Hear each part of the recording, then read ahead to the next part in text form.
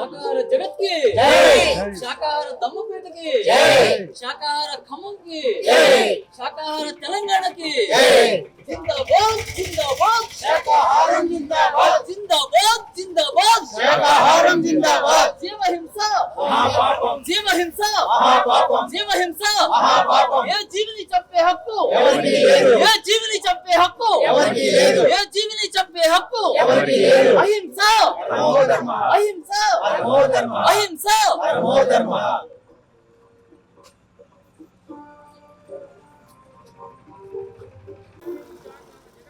జై ఏ జీవిని చంపే హక్కు ఎవరికీ లేదు ఏ జీవిని చంపే హక్కు ఎవరికీ లేదు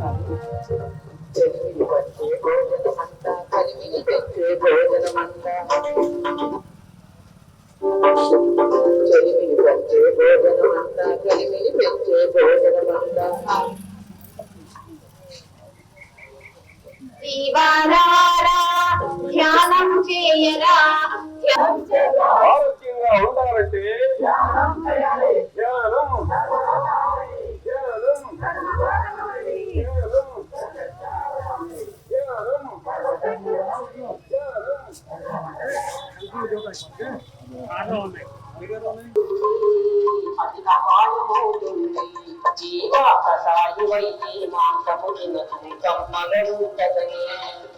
బుద్ధుని మార్గం అహింసా మార్గం గాంధీజీ మార్గం అహింసా మార్గం దేశపు మార్గం అహింసా మార్గం అల్లా మార్గం అహింసా మార్గం భక్తికి మార్గం అహింసా మార్గం ఓషో మార్గం అహింసా మార్గం సాయి మార్గం అహింసా మార్గం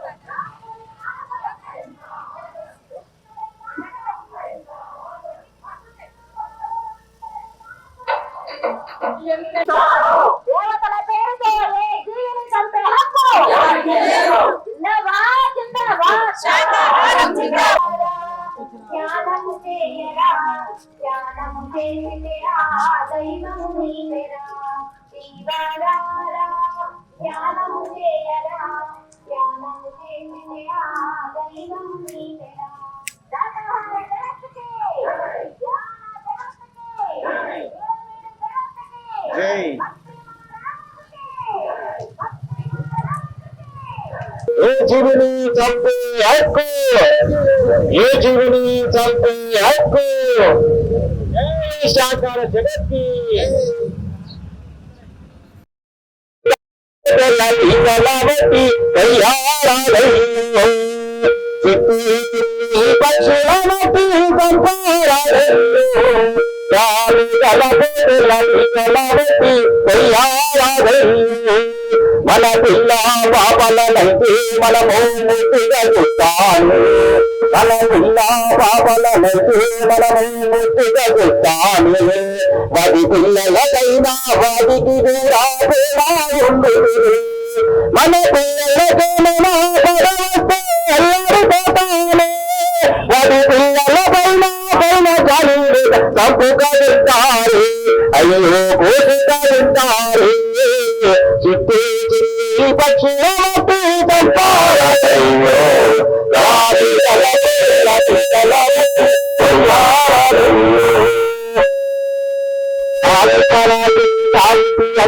సాగులు చెబుతారు ఆది పరాశక్తి కాంతి అంటే సాగులు చెబుతారు మూగ జీవులు మాత్రమే ఆహుతి కోరుతున్నారా దేవతలైతే సర్వ ప్రాణులను ఒకటిగా చూస్తారు దేవతలైతే సర్వ ప్రాణులను ఒకటిగా చూస్తారు మరి ఏడాడైనా మానవులను ఆహుతిచ్చారా శక్తికి ఆహుతిచ్చారా చిట్టి చిట్టి పక్షులకి పంపారాలు గాలి గలవతి కొయ్యారాదయ్యో చిన్నీడు మలిచి మలివికి చంపి వెళ్తారు చిన్నీడు మలిచి మలివికి చంపి వెళ్తారు నువ్వు కట్టిన వారికి ఏ శిక్ష వేయాలి మొదలు నేర్చిన మనవులోచించండి మొదలు రాని జీవుల బట్టి చంపుతారు న్యాయమా అయ్యో చంపక న్యాయమా చిట్టించి పట్టులబట్టి చంపారదయ్యో గాలి కలపోతుల పీకలబట్టి కొయ్యారదయ్యో గాలి కలపోతుల పీకలబట్టి కొయ్యారదయ్యో జై శంకర జగత్కి ఏమి చంపే హక్కు ఏ చెవిని చంపే హక్కు ఎవరికీ లేదు.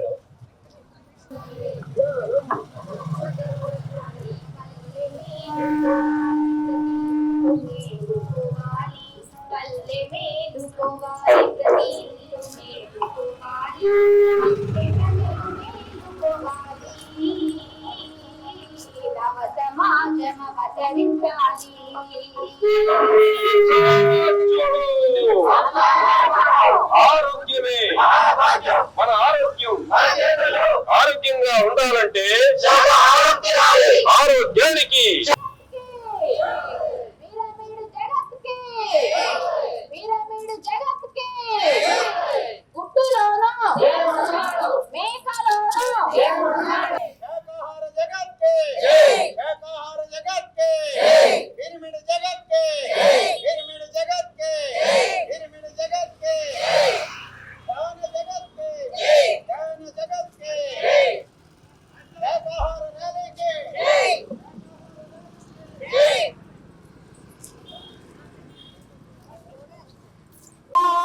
ధ్యానము చేయరా ధ్యానము చేసిరా దైవము నీవెరా జీవా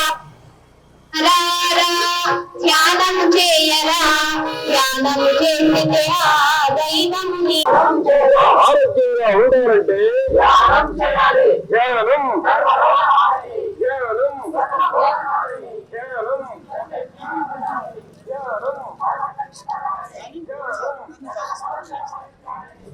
ఈ మొక్కలు భాగస్వాములు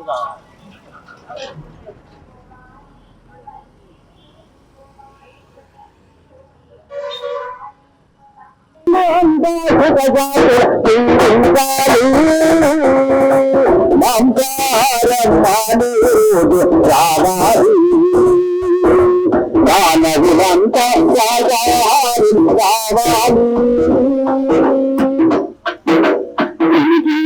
జన్మని దాటి పశువానర జన్మని గడిచి జన్మని దాటి పశువానర జన్మని గడిచి పరిణామాక్రమణ మనిషిగా మారుతుంది శ్రేష్టమైన జన్మను నీవే శ్రేష్టముగా జన్మనిగా అపవిత్రము చేసుకొనుతా పాడి కాదు తెలియదు సంసారం రావాలి మానవులంతా శాకాహారులు కావాలి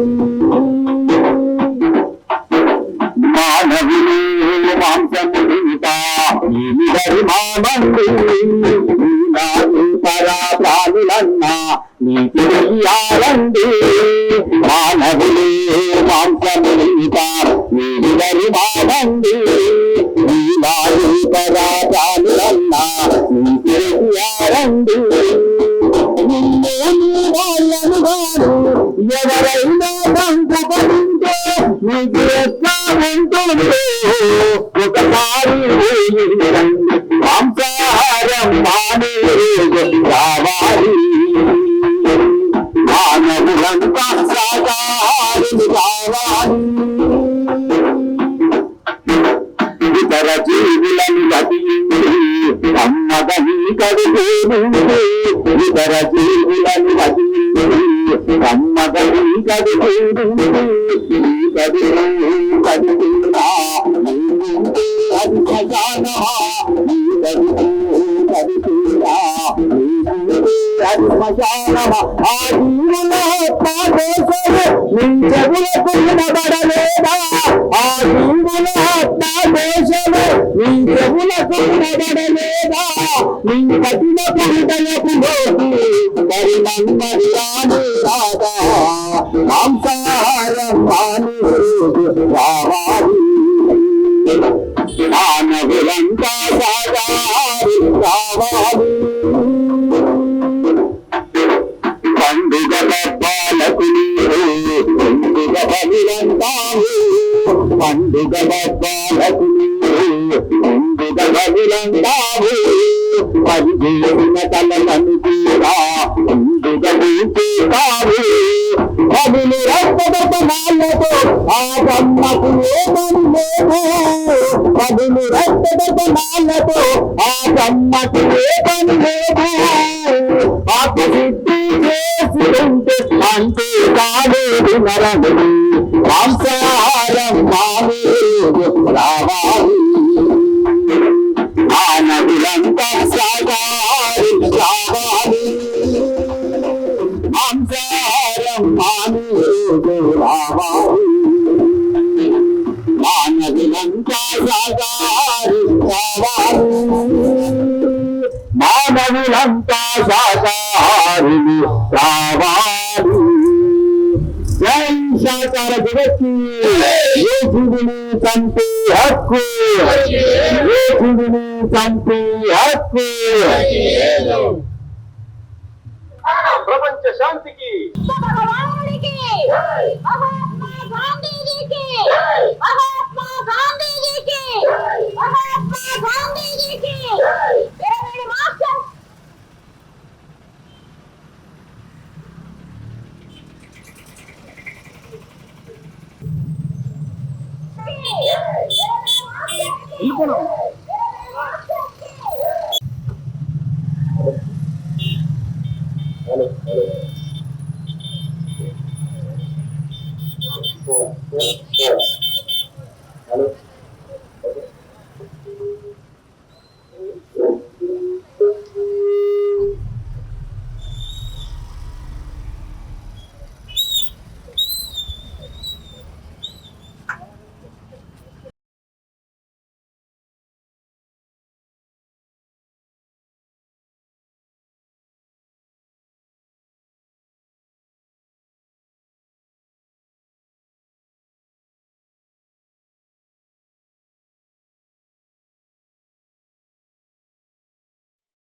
ధ్యానం అంటే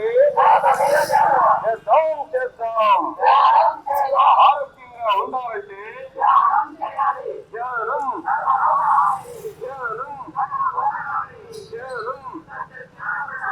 ధ్యానం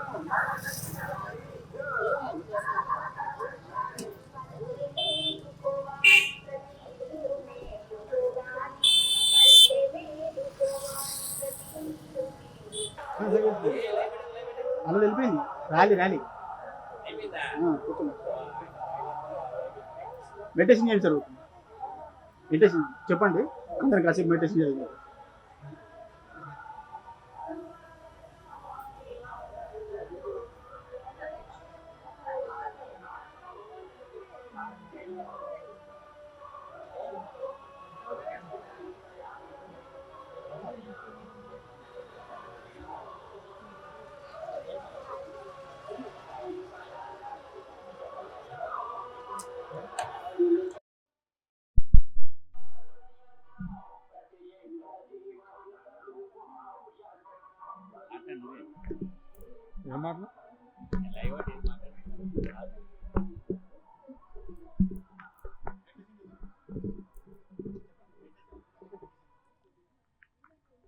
ఈరోజు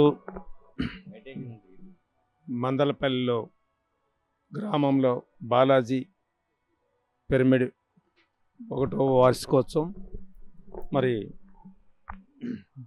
శాకాహార ర్యాలీ చేసి అంతా మాస్టర్స్ అంతా కూడా కూర్చొని వచ్చారు. ఒక అర్ధగంట సేపు మనం ధ్యానం చేద్దాం. ధ్యానం వల్ల ఎన్నో ఉపయోగాలు. పిరమిడ్ స్పిరిచువల్ సొసైటీలో ముందుగా మనకి అగ్రతాంబూలం ఏంటంటే ధ్యానంతో మొదలు పెడతాం, ధ్యానంతో మళ్ళీ ఎండ్ చేస్తాం ప్రతిదీ కూడా. అలాగనే మరి ధ్యానం చేసుకొని ఒక అర్ధగంట సేపు చేసుకొని అర్ధగంట తర్వాత దీని వివరాలన్నీ మరి వార్షికోత్సవం అందరూ వచ్చిన గెస్టులని తర్వాత భోజనాలు అవి ఉంటాయి. అప్పటి వరకు మనం ధ్యానం చేద్దాం కొద్దిసేపు. ధ్యానం సర్వరోగ నివారణి, ధ్యానం సర్వభోగకారిణి, ధ్యానం సత్యజ్ఞాని ప్రసాదిని.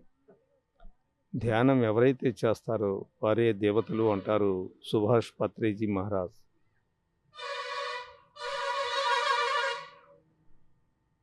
ఎన్నో ఎన్నో జన్మల పుణ్యఫలమే మనం చేసే ధ్యానం. ధ్యానం వల్ల జ్ఞానం, జ్ఞానం వల్ల ముక్తి.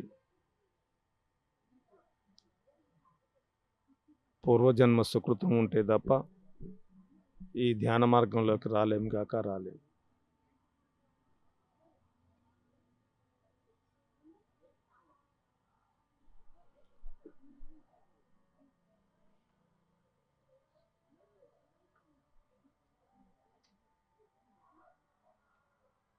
శ్వాసనే గమనిస్తూ ఉండాలి. శ్వాస మీద ధ్యాస.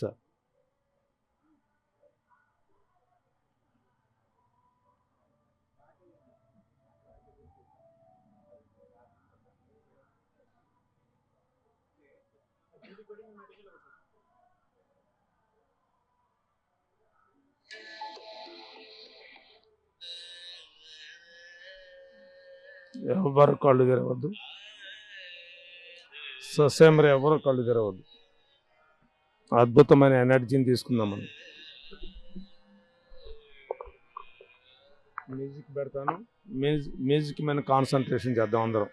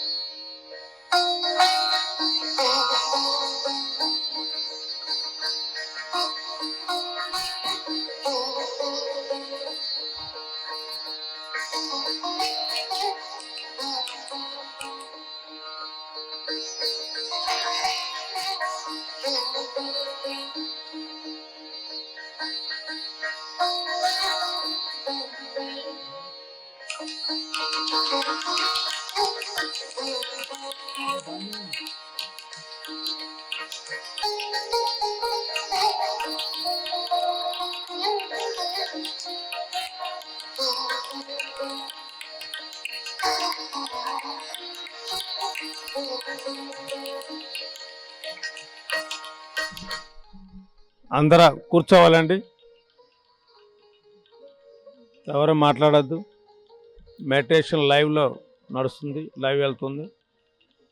అందరు కూర్చోండి.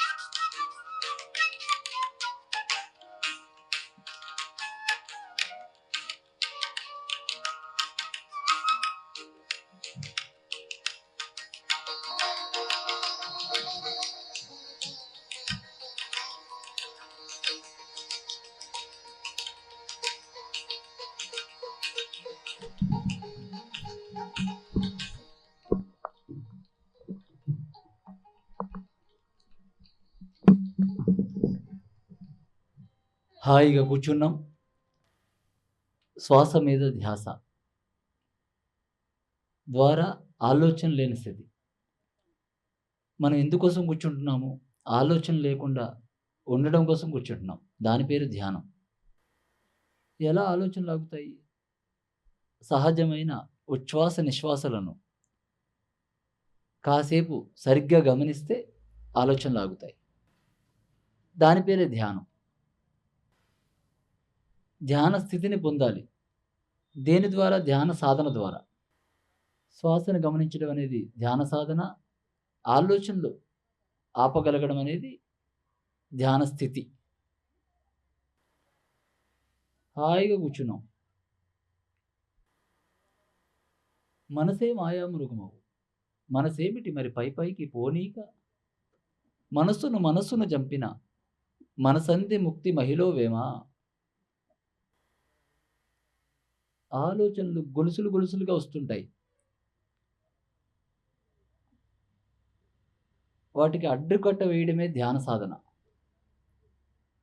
ఏం ఆలోచిస్తున్నాం అసలు అని మనకు తెలియాలి. మనస్సు అనేది తలుపుల పెట్టె. ఆ తలుపుల పెట్టెలో ఏ తలుపు నడుస్తుంది, ఎందుకోసం నడుస్తుంది, ఏ తలుపు లేకుండా ఉండడం ఎలా అనేది ఆధ్యాత్మిక శాస్త్రం.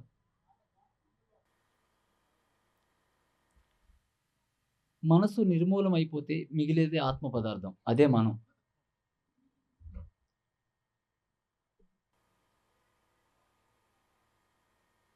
నోటిలోని మౌనము, మనస్సులోని శూన్యము, ఈ రెండు సంపాదించుకోవాలి. దాని పేరే ధ్యానం. మనస్సు ఎక్కడికెక్కడికో పోతుంది.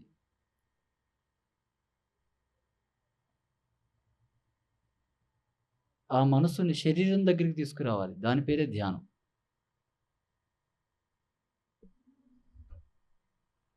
శరీరం ఎక్కడుందో మనస్సు అక్కడ ఉండాలి. సత్సంగత్వే నిస్సంగత్వం, నిస్సంగత్వే నిర్మోహత్వం, నిర్మోహత్వే నిశ్చల చిత్తం, నిశ్చల చిత్తే జీవన్ముక్తి. సరిగ్గా 15 నిమిషాలు మనం అన్నిటినీ వదిలిపెట్టేసి వైరాగ్యంలో ఉందాం. వైరాగ్యం అంటే ధ్యానం. కళ్ళు తెరిస్తే వైభోగంలో ఉండాలి, కళ్ళు మూస్తే వైరాగ్యంలో ఉండాలి. మనం కళ్ళు మూస్తున్నాం అంటే వైరాగ్యంలో ఉంటున్నాం. ప్రపంచంతో సంబంధమే లేదు. ఓకే, 2 చేతుల్ని కళ్ళ మీద పెట్టుకుందాం. ఒక 5 క్షణాలు చేతులు రఫ్ చేయకూడదు. చేతులు తీస్తూ కళ్ళు తెరుద్దాం.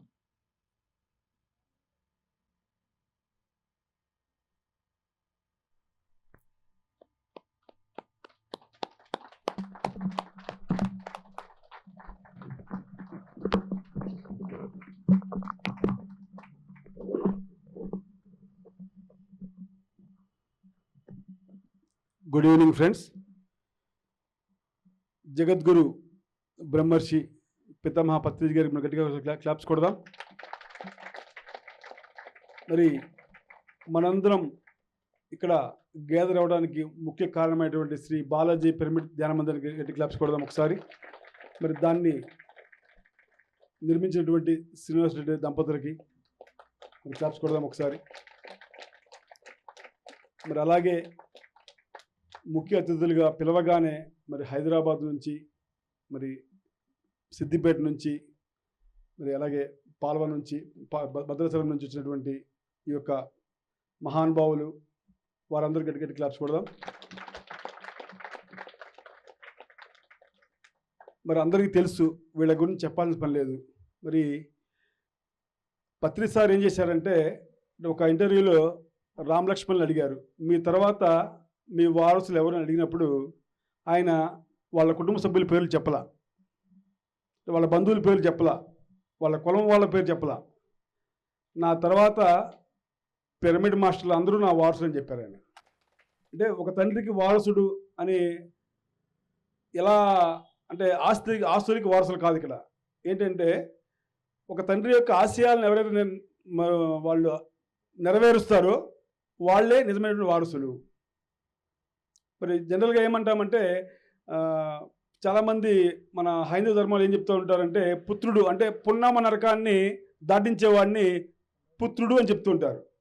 పున్నామ నరకము అంటే ఏంటంటే పునః నామ నరకం, అంటే మళ్ళీ తిరిగి భూమి మీద జన్మించకుండా ఉండేదే పున్నామ. అంటే తిరిగి మళ్ళీ ఇంకొక పేరు, అంటే పుట్టడం చావటం ఇలాంటివన్నీ లేకుండా ఎవరైతే ఉంటాడో వాడే నిజమైనటువంటి పుత్రుడు అని చెప్పేసి వాళ్ళనే మనము ఆధ్యాత్మిక పుత్రులుగా అంటాం. మనందరికీ తండ్రి పత్రిజీ అయితే మనందరినీ ఆయన పుత్రులుగా ఆయన తయారు చేశాడు. మనందరం ఏం చేయాలంటే ఆయన లక్ష్యం కోసం మనం పనిచేయాలి. మరి దానికోసం పనిచేసేవాళ్ళే మరి శ్రీ ఆచార్య శ్రీనివాస్ గారు, దానికోసం పనిచేసేవారే హనుమంతరావు గారు, మరి దానికోసం పనిచేసేవారే భూపతిరాజు గారు. మరి వాళ్ళందరి గురించి ఒక 2 నిమిషాలు నేను చెప్పేసి ముగిస్తాను, ఎందుకంటే వాళ్ళ యొక్క ముఖ్య సందేశం తీసుకుందాము. మరి భూపతిరాజు గారు ఒక నక్సలైట్గా ఉండి ఉద్యమంలో పనిచేసినటువంటి వ్యక్తి. మరి తర్వాత కాలక్రమంలో మరి ఆయన ఈ యొక్క ధ్యానం యొక్క విశిష్టత తెలుసుకొని మరి ఈ రోజున ఊరు వాడ మరి ఆయన 350 కిలోమీటర్ దూరం నుంచి వచ్చారు ఇక్కడికి రావడం. యాక్చువల్గా చాలా బిజీ షెడ్యూల్లో ఉన్నారు ఆయన. మనకి ఎందుకు వచ్చారు అంటే ఆయన మన పత్రిజీ వారసుడు కాబట్టి, పత్రిజీ యొక్క లక్ష్యం కోసం పనిచేస్తున్నాం కాబట్టి. మరి అలాగే హనుమంతరావు గారు, ఆయన ఎంతో బిజీ షెడ్యూల్లో కూడా మరి ఇక్కడ ప్రోగ్రాం అనగానే మరి వెంటనే ఆయన మరి ఖమ్మంలో కొన్ని అవన్నీ కార్యక్రమాలు చూసుకుంటూ మళ్ళీ రావడం జరిగింది. మరి అలాగే ఆచార్య శ్రీనివాస్ గారు, మరి ఆయన గురించి చెప్పాల్సిన అవసరం లేదు, ఏంటంటే నేషనల్ వెజిటేరియన్ మూవ్మెంట్గా ఆయన ఎంతో గొప్ప కార్యక్రమాన్ని తలపెట్టారు. అక్టోబర్ 1 నుంచి 5వ తారీఖు వరకు మరి అహింస ప్రపంచ ధ్యాన మహాసభల్ని మరి మొట్టమొదట మన ఇండియాలోనే ప్రపంచంలోనే మరి ఆయన నిర్వహించడానికి ముందుకు వచ్చారు. మరి ఇది ఎందుకు చేస్తున్నారు అంటే మరి పత్రి గారి యొక్క లక్ష్యం ఏంటంటే ఆయన ఒకే ఒక్క కోరిక ఏం కోరాడు అంటే అహింసాయుత భూమాత సాక్షాత్కారము. ఏ జీవి కూడా బంధింపబడకూడదు, ఏ జీవి కూడా చెప్పబడకూడదు. ఈ భూమి మీద ఆఖరి మానవుడు శాకాహారిగా మారే వరకు కూడా నేను ఈ భూమి మీదే ఉంటానని చెప్పేసి స్పష్టంగా మరి చెప్పినటువంటి మా మహానుభావుడు పత్రిజీ. మరి ఆయన యొక్క ఆశయం కోసమే అందరం పనిచేస్తున్నాం. ఇక మనకి వ్యక్తిగత లక్ష్యాలు ఏమి లేవు, ఆస్తులు కావాలా లేకపోతే పదవులు కావాలా ముఖ్యమంత్రి కావాలా అనేది ఏం లేదు. మనందరి లక్ష్యం ఏమిటి అంటే ధ్యాన జగత్, శాకాహార జగత్, పిరమిడ్ జగత్. మరి దీనికోసం మరి ఇక్కడ ఉన్నటువంటి వ్యక్తులమే కాదు, ప్రతి ఒక్క పిరమిడ్ మాస్టర్ కూడా మరి దానికే కృషి చేయాలని చెప్పేసి, మరి ఇంకా మనకేమైనా ఉంటే పేరు కోసమో లేకపోతే ఇంకేమైనా వ్యక్తిగతమైనటువంటి కోరికలు ఉంటే అవన్నీ కూడా అశాశ్వతమైనవి. మరి ఏమంటారంటే త్యాగో నైవ అమృతస్య, నువ్వు త్యాగం చేయకుండా అమృతత్వాన్ని నువ్వు పొందలేవు. అమృతత్వం అంటే ఏంటంటే మృతం అంటే మళ్ళీ పునరపి జననం పునరపి మరణం, ఈ భూమి మీదకి మళ్ళీ మళ్ళీ రాకుండా ఉండడమే అమృతత్వము. ఎప్పుడు వస్తుందంటే ఇలాంటి కార్యక్రమాలు చేసినప్పుడు. మరి వారి యొక్క సందేశం తీసుకుందాం మనం. థ్యాంక్ యూ అండి. మరి ముందుగా భూపతిరాజు గారిని మాట్లాడాల్సి కోరుతున్నాను. సిద్దిపేట నుంచి ఈశ్వరయ్య గారు వచ్చారు, వారిని కూడా మరి సాధారణంగా స్వాగతిస్తున్నాము. అలాగే మరి ఇక్కడ ఒక వ్యక్తి తగ్గారు, మరి ఇక్కడంతా పురుష శక్తి ఉంది, స్త్రీ శక్తి కావాలి. మరి సత్తుపల్లి సుష్మిత మేడం గారు రావాల్సి కోరుతున్నాము. రండి మేడం, రండి రండి రండి. సరే, మరి తెలంగాణ రాష్ట్ర పిరమిడ్ సేవా అధ్యక్షులు గారు, అలాగే ధ్యాన గద్దర్, ఆయన పాట వింటేనే మరి చక్కగా మనకి డ్యాన్స్ చేయాలనిపిస్తుంది. మరి ఆయన ఎన్నో గ్రామాల్లో మరి ఎంతో మందిని చైతన్యపరుస్తూ మరి ఒక డైనమిక్గా మరి ఆయన పాట పాడుతుంటే అందరూ అలా విశ్వమైపోతూ చూస్తున్నారు. ఆయనే మన ధ్యాన గద్దర్ భూపతిరాజు గారు. మరి ఆయన యొక్క సందేశం తీసుకుందాం మనం ఇప్పుడు.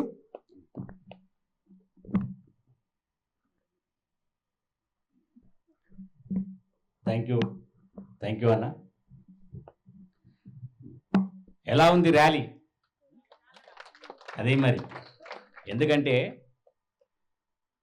ఎప్పుడైతే పత్రిజీ ఆశయ సాధనలో మనం పని చేస్తామో చాలా ఎనర్జీగా ఉంటాం మనమందరం. ఈ కార్యక్రమాలు చేయడమే చాలా అదృష్టము, అద్భుతం కూడా. కాబట్టి మరి మన గురువు గారు మనల్ని తట్టి లేపిండి. ఆయన నువ్వు శరీరం కాదు ఆత్మ అనే సత్యాన్ని బోధించి, నువ్వు మాంసం తినకూడదు, మరి అది జీవహింస మహాపాపం అని చెప్పి మనల్ని ఎంతోమందిని చైతన్యం చేసినటువంటి మహానుభావుని ఒకసారి గుర్తు చేసుకుందాం పాట ద్వారా. పత్రిజీ అంటే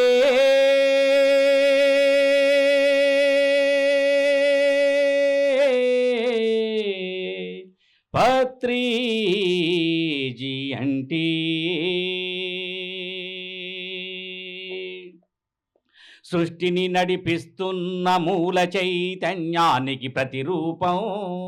దశావతారాల తర్వాత ధ్యానావతారాన్ని ఎత్తి సత్యలోకాన్ని స్థాపించడానికి సావిత్రమ్మ కడుపున జన్మ తీసుకున్నా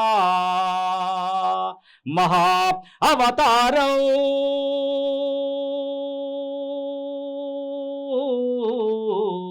పత్రిజీ అంటే చిన్నవాణ్ణి పెద్దవాణ్ణి బీదవాణ్ణి ధనవంతుని జ్ఞానిని అజ్ఞానిని సమానంగా చూసి శ్వాస మీద ధ్యాస అంటూ ధ్యానము బోధించి నీ శ్వాసే నీ గురువని గుట్టు ఎరుక చెప్పి అహింసా జీవితము ఆచరించమంటూ అందరిలో తనను తాను చూసుకున్నా పరమాత్మ.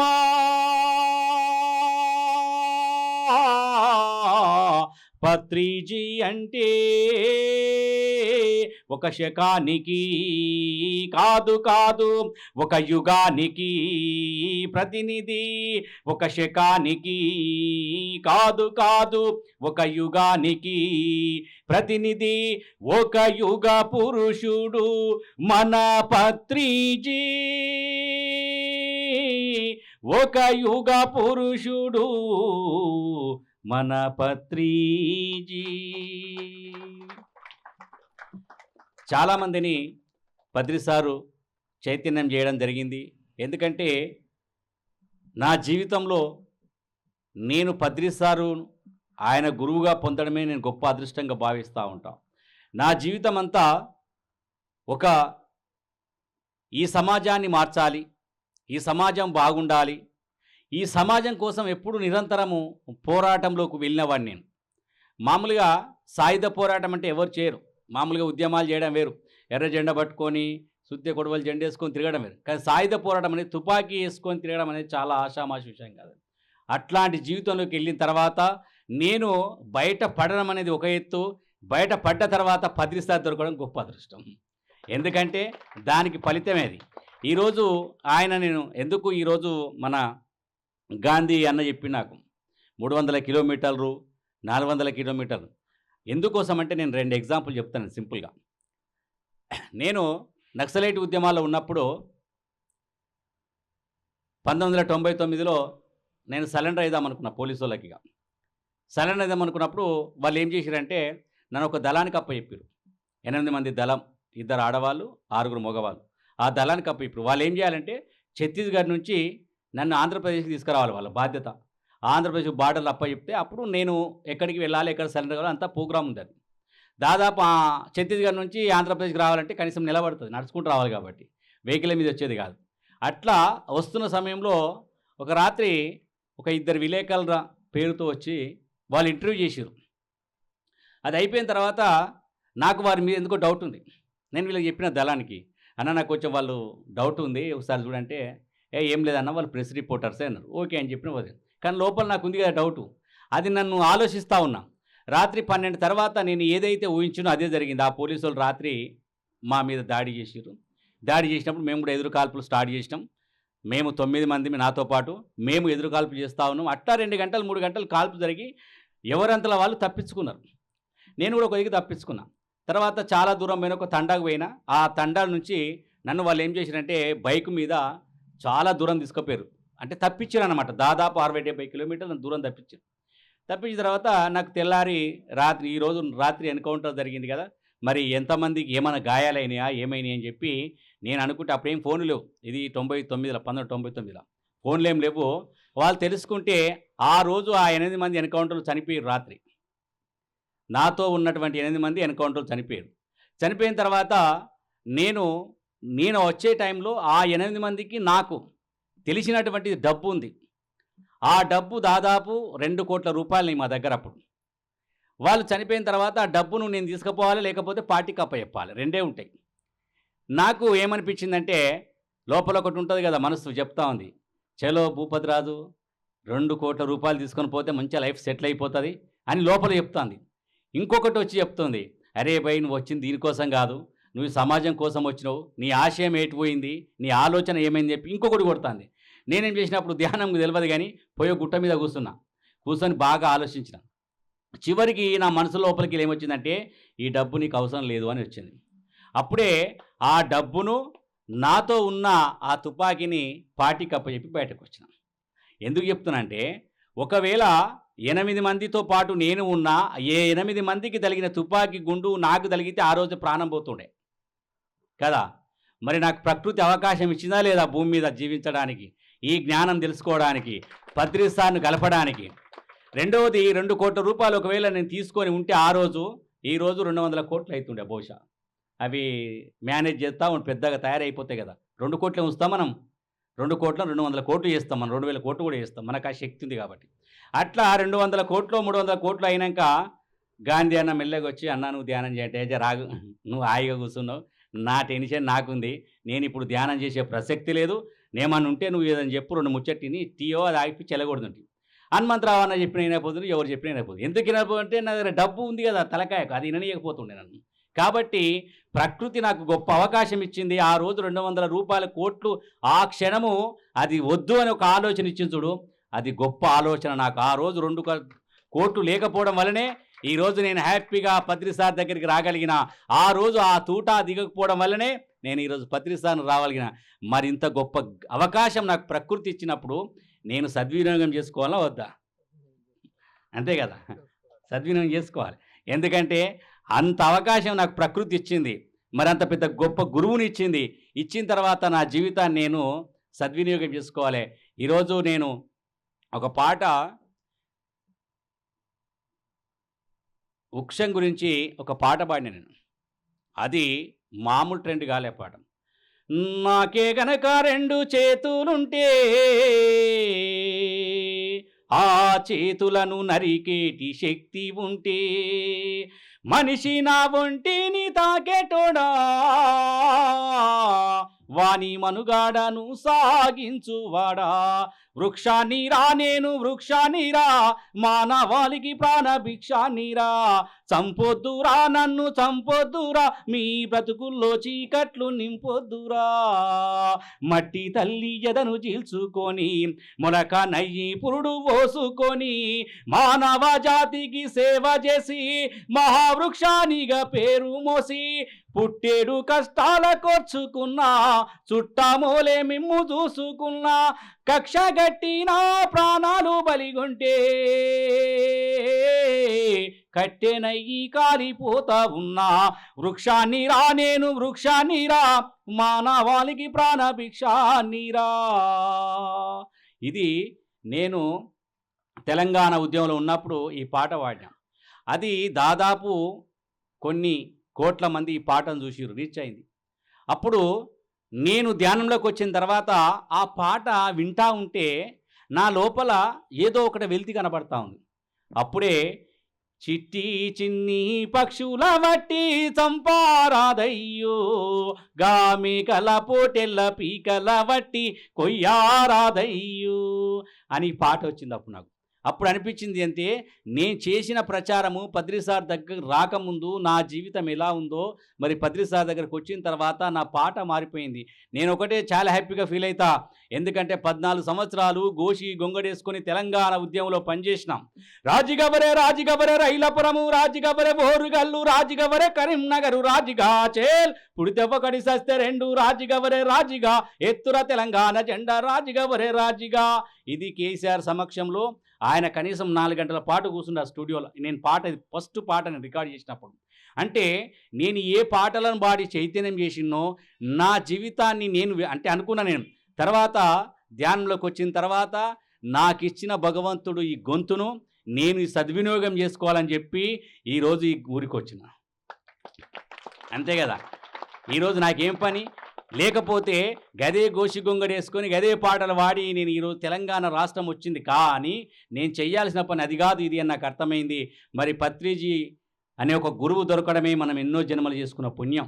కాబట్టి ఎవరు దీన్ని వ్యర్థం చేసుకోవద్దు మన సమయాన్ని. మనకు ఎంత సమయం ఉంటే అంత సమయాన్ని మనం సద్వినియోగం చేసుకోవాలి. మన సాధన మీద, మనం నిరంతర స్వాధ్యాయం మీద, సజ్జన సాంగత్యం మీద మన సమయాన్ని అంతా కేటాయించుకోవాలి. మన సమయాన్ని ఎవరు వృధా చేసుకోకూడదు. కాబట్టి నేను ఇక్కడికి వచ్చి ఒకే ఒక నా సందేశం ఏంటంటే, మనకు గొప్ప గురువు మహానుభావుడు బ్రహ్మర్షి పత్రిజీ. ఆయన ఎంతోమందిని చైతన్యం చేసిండు. ఆయన నాకు 2 ఆలగడ్డ నుంచి రాగా ఒక మాట చెప్పిండు. ఆయన సార్ కాలర్ వస్తూ ఉంటే ఇట్లనే స్టేజ్ మీద బాగా మాట్లాడిన తర్వాత ఆయన లాస్ట్లో కాలర్ కూర్చున్నప్పుడు ఏంటి భూపతిరాజు అన్నాడు. నేనేం చెప్పాలి, అంతా ఏం చెప్పాలి, ఏమున్నా సార్ ఓకే అన్న. అప్పుడు అడిగిండు అన్నట్టు, నువ్వు నక్సలైట్ ఉద్యమాల్లో తుపాకీ వేసుకొని తిరిగినావు కదా, దేనికోసం తిరిగినావు, ఏం సాధించడానికి అని అడిగిండు. నేను అంతసేపు స్టేజ్ మీద చెప్తే మళ్ళీ నన్ను ఉల్టా అడిగినాను సార్. అప్పుడే ఒక మాట అన్నాడు, నువ్వు ఈ బానిసత్వం నుంచి బయట వేయడానికి తిరిగినావు అంతే కదా, దొరలు భూస్వాములు వీటి గురించి సమసమాజం దీనికోసమే తిరిగినావు కదా, మరి బానిస అంటే ఎక్కడ, బానిసత్వం ఎక్కడ ఉంది అని అడిగిండు. సార్ అక్కడ దొరలు ఉన్నారు అంటే 10 ఊళ్ళోకి ఒక్కడు కూడా దొర ఉండడు. అది కాదు బానిస, అసలైన బానిసత్వం ఇక్కడ జరుగుతుంది ఆధ్యాత్మిక ముసుగులో అని చెప్పిండు ఆయన. ఏమిటి సార్ అని అడిగాను. అప్పుడు డౌట్ వచ్చింది, ఆధ్యాత్మిక ముసుగులో ఇదని చెప్పి ఆయన చెప్పిండు, నేనే గురువు అని చెప్పి లక్షల మందిని వాడు ఆడ వండబెడుతున్నాడు. ఆడ కూర్చుండబెడుతున్నా లేదా, నేనే గురువును, ఇక్కడ దేవుడు ఉన్నాడు అక్కడ దేవుడు అని చెప్పి అట్లా లక్షల మందిని బానిసలుగా మార్చేస్తారు. అప్పటికే మనం మనసుకు బానిస అయి ఉంటాం. ఇంకా ఇక్కడ మనసు నుండి బానిస నుంచి విముక్తులు కావడానికే ఇది ఒక్కటి జరిగితే, నేనే గురువు నేనే దేవుడు అని చెప్పి లక్షలాది మందిని కోట్లాది మందిని ఈరోజు బానిసలుగా మార్చిరు. ఇక్కడ నువ్వు అడవిలో ఏం చేసినవరా అని అడిగినాను పత్రిసారు. అప్పుడు అర్థమైంది నా సినిమా నాకు. నేను ఏ ఒక్కనో దొరనో బెదిరించేవాడో మారిండో లేడో తెలియదు, కానీ ఈరోజు నిజంగా బానిసత్వం ఎక్కడుందంటే ఇక్కడనే ఉంది. ఈరోజు ఎంతోమంది గురువులమని చెప్పి ఎంతోమంది శిష్యులనుగా మార్చి పత్రిసార్ ఎప్పుడు శిష్యుగా ఉండడానికి ఇష్టపడలే ఆయన ఏ రోజు కూడా. అలాంటిది ఆయన ఎప్పుడు స్వతంత్ర స్వేచ్ఛ ఆయనకు. కాబట్టి అలాంటి జీవితాన్ని ఎప్పుడైతే నాకు చెప్పిండో ఆ రోజు నాకు ఒక మంచిగా ఆలోచన అర్థమైపోయింది. నాకు అప్పుడే నేను అనుకున్నప్పుడే పత్రిసారి గురించి ఏందని తెలిసిపోయింది. ఆయన స్వేచ్ఛా జీవి, అందరికీ స్వతంత్రం ఇచ్చి ప్రతి ఒక్కరూ ఆనందంగా ఈ భూమి మీద ఎదగడానికి వచ్చినామని చెప్పి ఆ రోజు నాకు కాలరా దాదాపు 2 గంటల సేపు సార్తో సాంగత్యం చేసినాం. నాకు అప్పుడు అర్థమైపోయింది, బానిసత్వం అనేది ఎక్కడో లేదు, ఇక్కడ దేవుళ్ళని ఒక రకంగా బానిసత్వము, నేనే గురువు అని ఒక రకంగా బానిసత్వము, రకరకాలుగా బానిసత్వాలుగా మనుషులను మార్చేస్తూ ఉన్నారు. ఈ బానిసత్వం నుంచి బయట అయ్యాలంటే అందరికీ ధ్యానం చెప్పాలని చెప్పిండు పత్రిసార్. ఏం చేయాలి, ఈ అందరికీ బానిసత్వం పోవాలంటే ఏం చేయాలి, ధ్యానం చెప్పాలి, మనం ధ్యానం చేయాలి. కాబట్టి ఇంత గొప్ప సాధన మరందరము చేస్తూ ఈ ధ్యానాన్ని అందరికీ పంచాలి. ఏది పంచుతే అదే పెంచబడుతుంది. కాబట్టి మనం అందరము మరి బ్రహ్మాండంగా ప్రచారం చేద్దాం. ఇలాగా ఎన్నో పిరమిడ్లు రావాలి, ఇలాంటి పిరమిడ్లు ఇంకా ఎప్పటికీ వార్షికోత్సవం జరుగుతూ ఉండాలి. ఇలాంటి కార్యక్రమాలు ఎప్పుడైతే చేస్తూ ఉంటామో దాని గురించి బ్రహ్మాండంగా ప్రచారం జరుగుతుంది. ఓకే, ఈ అవకాశం ఇచ్చిన మీ అందరికీ ధన్యవాదాలు. గాంధీ గారికి కూడా అన్న థ్యాంక్ యూ.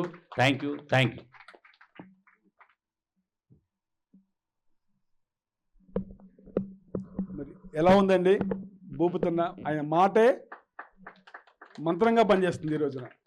మరి ఒక గురువు మరి ఎలా సెలెక్ట్ చేసుకున్నారంటే, మరి ఇంత గొప్ప వ్యక్తి, మరి ఆయనకు మరి ఒకసారి మరి గ్లాప్స్ కూడా గట్టిగా. ఒక మనిషి జీవితం అనేది ఎంతో విలువైందండి.